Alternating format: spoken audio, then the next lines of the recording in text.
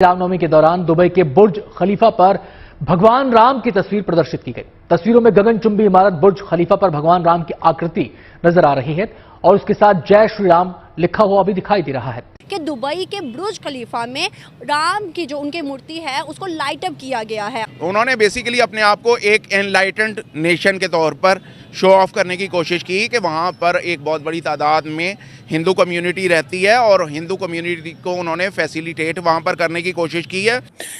ये नॉर्मली होता नहीं है, लेकिन दो थेरीज हैं इसके ऊपर। एक थेरी तो ये है कि prime minister Modi so popular कि अगर आप उनकी साइड में हैं तो it means you are on a right side. अब मैं आज अपने हिंदू भाइयों के साथ उनकी खुशियों में शरीक क्यों होना चाहता हूं? आज उन्होंने दुनिया से बता दिया है कि it's not the same India anymore, और मैं आज उनके साथ हूं और ये वजह है। और पाकिस्तान को और दूसरे लोगों को भी अब इस चीज पे सोचना होगा, सोचना चाहिए मेरे ख्याल में। पाकिस्तान, भारत, बांग्लादेश जो कुछ भी है, कोशिश करें। अगर ईस्ट और वेस्ट जर्मनी इकट्ठा हो सकता है तो आपको कोई तकलीफ नहीं है। वहाँ पर उन्होंने बताने की कोशिश की है कि अगर हमारे इस मुल्क में बहुत बड़ी तादाद में हिंदू हैं तो हम उन्हें इस्लाम की तालीमात के मुताबिक आज़ादाना तौर पर रहने और उन्हें इबादत करने का पूरा मौका फराहम कर रहे हैं।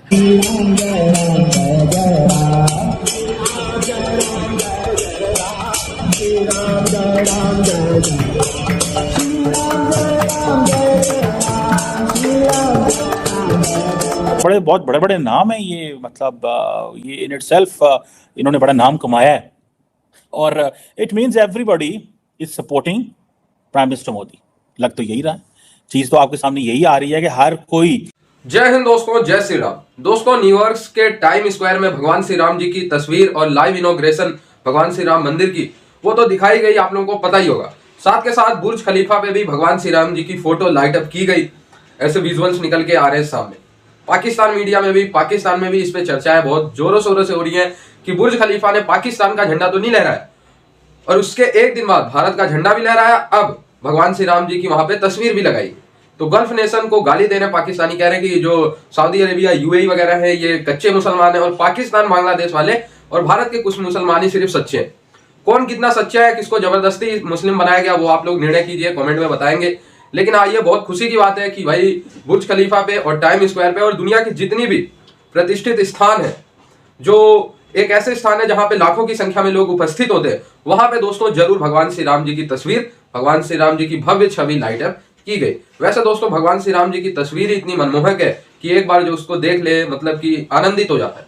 तो वो सभी तस्वीर भगवान श्री राम जी की लाइट अप की गई टाइम स्क्वायर के जो बड़ी बिल्डिंग है और एज वेल एज बुर्ज खलीफा पे भी। कि दुबई के बुर्ज खलीफा में राम की जो उनकी मूर्ति है उसको लाइट अप किया गया है और दूसरी जानिब अमेरिका के टाइम स्क्वायर पर 1 घंटे का राम की पिक्चर्स, राम की वीडियोस वो दिखाई जा रही है। क्या वजूहत है सर कि दुनिया आज उनके एक बड़े इवेंट को हम कह देते हैं सेलिब्रेट कर रही है जिसमें हमारे मुस्लिम भी हैं? क्यों? तो बेसिक मुआशी फैक्टर सबसे पहले आता है उसमें। और जहाँ तक आपने बात की गल्फ़ के एरिया की, तो गल्फ़ के एरिया में भी एक चीज़ जो है वो ख़ास तौर पर है, इंडिया ने वहाँ पर अपने जो सफारती ताल्लुकात हैं उनमें ख़ास तौर पर जो है बड़ी अचीवमेंट हासिल की हैं। और यही वजह है कि वहाँ पर जो बुर्ज खलीफा है या उस एरिया से एडजेसेंट जो एरियाज़ हैं वहाँ पर यकीनन उन्हें काफ़ी ज़्यादा अभी तक पजीराई हासिल है। तो मैं समझता हूँ, ठीक है। सो ये आप देख लें कि ये चीज़ें आपके सामने आएंगी और आपको ये पता चलेगा कि दैट्स हाउ इट इज़। हर निज़ाम को लोग समझ नहीं पा रहे कि ये कितने बड़े पैमाने पे तब्दीली हो रही है।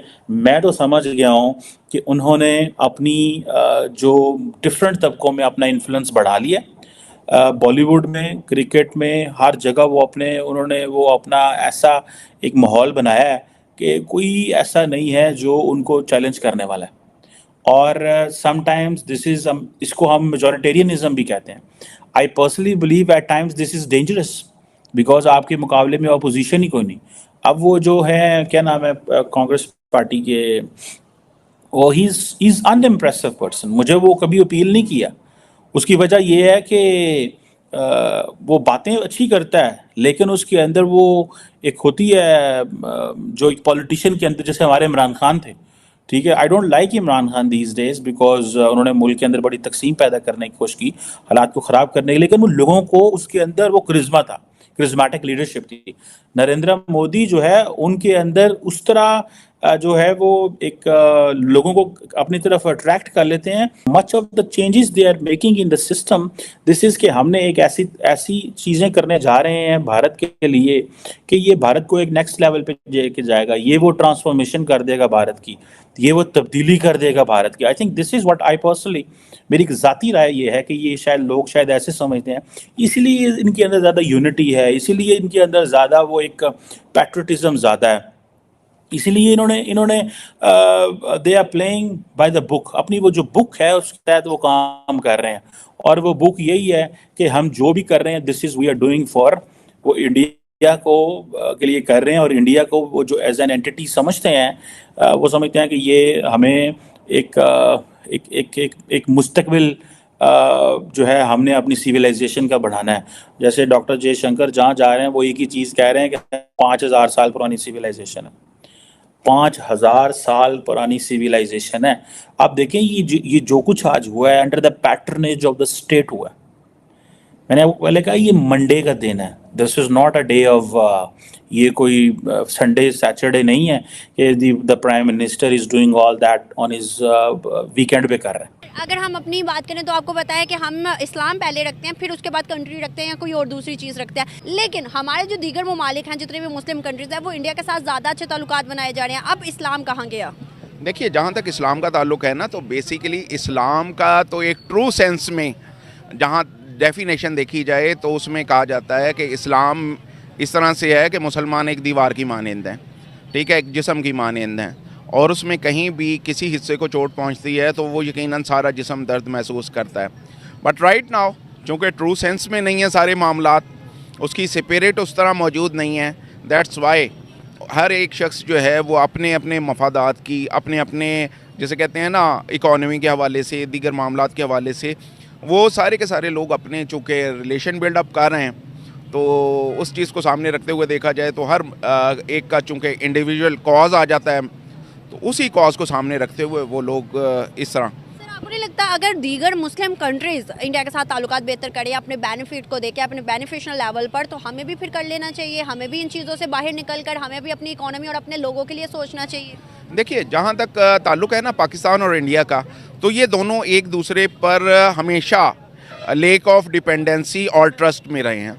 आप देख लीजिए कि राइट फ्रॉम द बिगिनिंग कि जब बर-ए-सगीर को तकसीम किया गया और पाकिस्तान और इंडिया वजूद में आए, तो उस वक्त में भी कुछ हालात वाक़यात ऐसे थे कि अखंड भारत का एक कंसेप्ट पाया जाता था, और उस अखंड भारत के उस कंसेप्ट में जो था वो आज भी वहाँ कई बीजेपी जो है वो उस चीज़ को लेकर चल रही है, और उसने जो मतलब कंसेप्ट दिया, इधर पाकिस्तान अगर कोशिश करता है अपनी तिजारत के हवाले से, दीगर मामलात के हवाले से, तो रिसेंटली आप देख चुके हुए हैं कि आपको कुलभूषण का केस और दीगर मामलात जो हैं वो सामने आए, और वो बेसिकली इसी वजह से सामने आ रहे हैं कि आपको अगर बलूचिस्तान का एरिया देखते हैं या उससे जुड़ा हुआ अफ़गानिस्तान वाली साइड से उन्होंने जिस तरह से इन्फिल्ट्रेशन की, तो ये इस अंदाज से करते रहे हैं कि ये एक दूसरे पर ट्रस्ट जो है ना वो बिल्डअप करना बहुत मुश्किल है।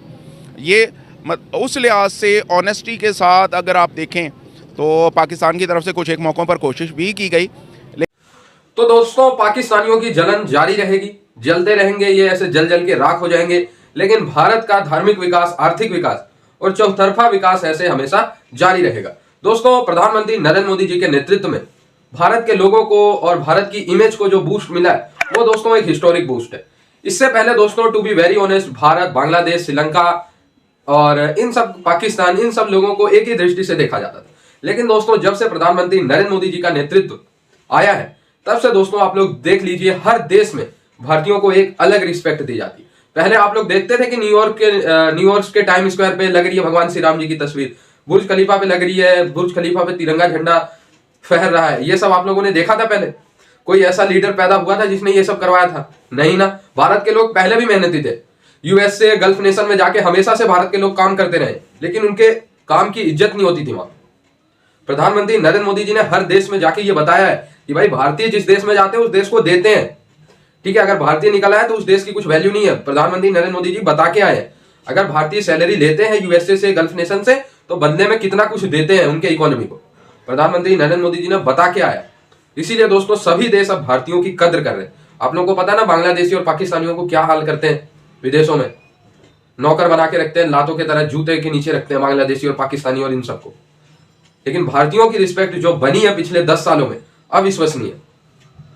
आज भारतीय मुसलमान को मक्का मदीना जाने के लिए सिर्फ 48 घंटे में वीजा मिलता है और एक पाकिस्तानी बांग्लादेशी मुसलमान को 3-3, 4-4 महीने के वीजा इंतजार के बाद भी कैंसिल कर देते हैं वीजा। ये दिया प्रधानमंत्री मोदी जी। जय श्री राम। जुड़े रहे आप लोग ऐसी वीडियोस के लिए, तब तक के लिए धन्यवाद। जय हिंद।